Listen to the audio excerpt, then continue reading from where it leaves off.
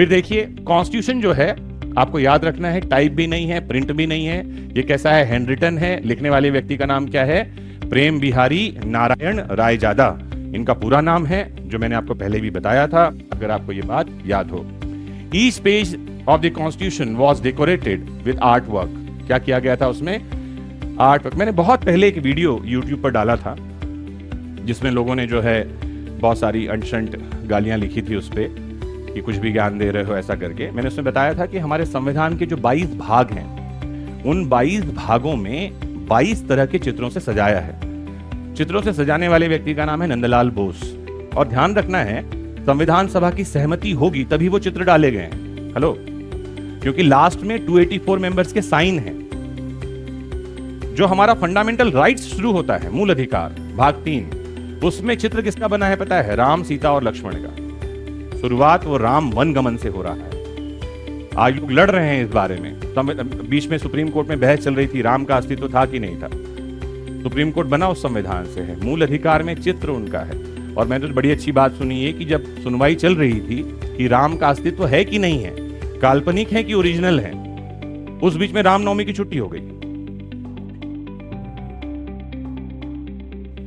भैया पहले छुट्टी से पहले तय कर लो है कि नहीं है। तुम छुट्टी पे चले गए, कल छुट्टी है किस बात की, रामनवमी की। रामनवमी मतलब वो दिन जब राम का जन्म हुआ, फिर तुम पूछ रहे हो है कि नहीं है। गजब ही कहानी है। 22 भाग को 22 चित्रों से सजाया गया है, जिसमें राम जी का चित्र मिलेगा, एक पार्ट में हनुमान का चित्र मिलेगा, बुद्ध मिलेंगे, महावीर मिलेंगे, उसमें आपको अकबर भी मिलेंगे और साथ ही आपको शिवाजी मिलेंगे। पहला जो हमारे पास जो पार्ट 1 है वहां आपको गुरुकुल मिलेगा। तो भारत की संस्कृति को पूरी तरह से संजोया गया है। कौन है वो बुद्धिमान, उस व्यक्ति का नाम है नंदलाल बोस। आपको इसका नाम भी जानना चाहिए। ये इनके चित्र भी मैं दिखाऊंगा अभी आपको, कौन लोग हैं ये जिन्होंने इसको सजाया है।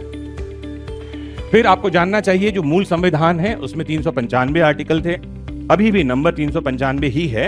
ये बात है कि A B B C D ऐसे करके चीजें जोड़ दी गई हैं। एक बात और समझना है, अगर संविधान में कहीं भी लिखा हुआ है 39A ऐसा लिखा है, छोटा ए का मतलब है वो बात पहले से संविधान में है।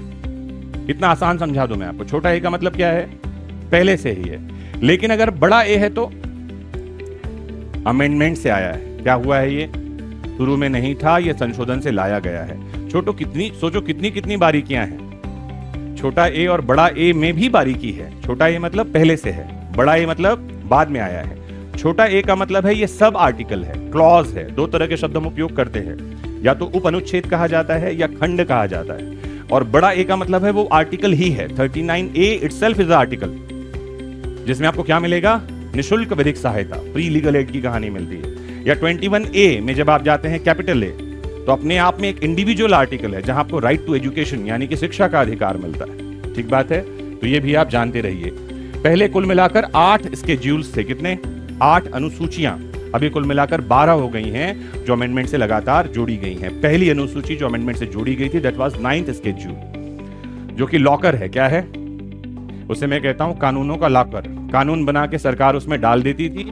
उस लॉकर की चाबी सुप्रीम कोर्ट के पास भी नहीं थी। पढ़ेंगे अभी क्या कहानी है, आगे समझेंगे। ठीक है, 22 भाग थे, तो ये कहानी पहले की है। अभी भी आर्टिकल 395 ही है।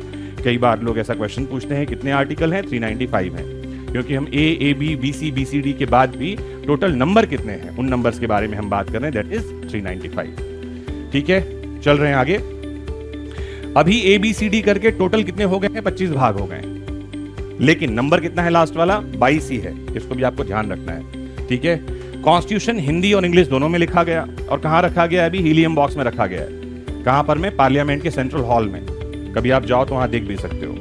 ठीक है, नीब की कहानी पता है, मैंने बताया इंग्लैंड से आया है ये। और टोटल पैसा कितना लगा ये भी आप जान लीजिए, 64 लाख। उस समय का 64 लाख रुपए संविधान को बनाने में खर्च हुए थे। कई बार ये क्वेश्चंस भी पूछ लिए जाते हैं